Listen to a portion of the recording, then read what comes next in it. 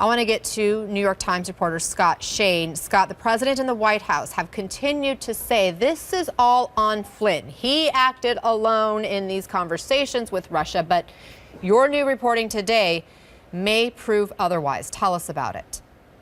That's right. My colleague Michael Schmidt got a hold of some emails from December 29th of last year, which was a pretty big day.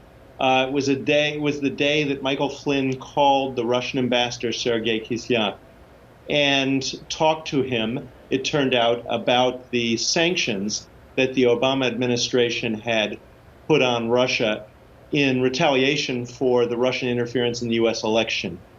And the White House has suggested for, ever since, basically, the Trump associates have suggested that Flynn was operating on his own. The president says he's a good man, but that he was, essentially freelancing at that time. What the emails show and what the documents released when Michael Flynn yesterday pleaded guilty is that actually all of the top transition officials seem to have been aware that he was going to make this call to the Russian ambassador, seem to have been, essentially been briefed on what happened during the call afterward, and that they were all also focused on Russia and how to improve relations with Russia. What stood out the most to you in reading or what you have learned about these emails? Well, we were given one email exchange, and other emails were described. And the ones that we were actually given, what really stands out is a comment by K.T. McFarland, who was going to become Deputy National Security Advisor under Michael Flynn. And she actually says, in characterizing, it appears to be her characterizing, how this will look, says that Russia had thrown the USA election to Donald Trump. Now, that, of course, is something that the president denies, that everyone in the White House thinks is an impression that they want to avoid. And Ms. McFarland, through her allies, I guess you would say that she was only characterizing how Democrats would sort of portray the Russian interference, that the Democrats would claim that Russia had thrown the election to Trump. But there it is in the email. And so I think that was quite striking to see that they were, certainly considering that as a possibility.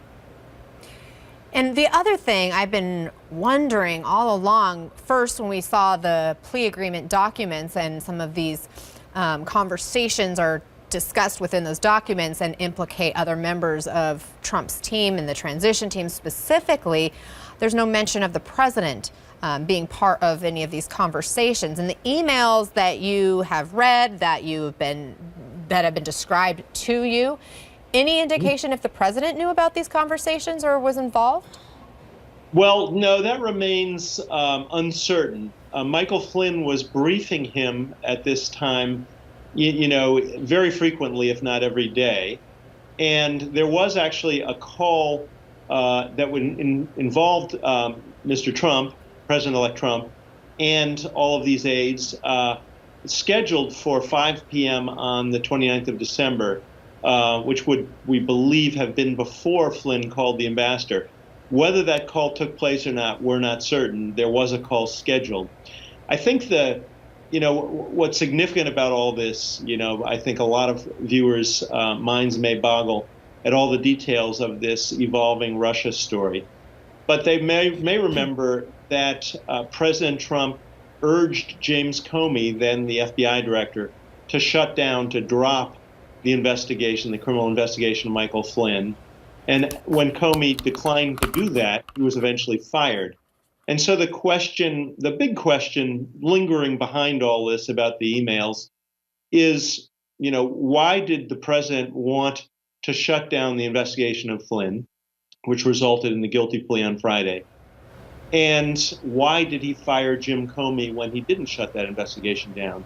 What was it that bothered Mr. Trump so much about the investigation? We still don't have an answer to that question.